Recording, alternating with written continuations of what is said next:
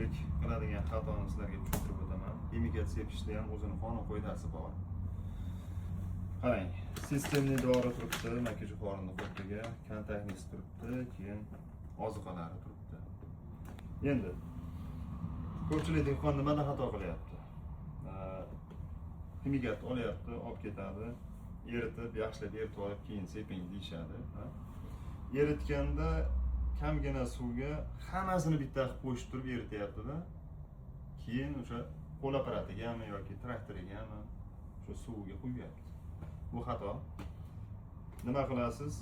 Qo'l aparatingizdami yoki o'sha traktorda bochkasini 70% suvga to'ldirasiz. Har birini alohidadan eritib, alohidadan quyasiz. Birgalikda sepilaveradi. Faqat o'sha tayyorlash vaqtida sepiladigan eritmani tayyorlash vaqtida birga eritmang. Alohidadan eritib, alohidadan quying. Chunki kam suvda doza yuqori bo'ladi, reaksiyaga kirishishi mumkin. Ekiningizga nojo'ya ta'sir qilishi ham mumkin. Nojo'ya ta'sir qilmagan holatda siz sepadigan o'sha obyektni, ya'ni qurtni o'ldirmasligi ham mumkin.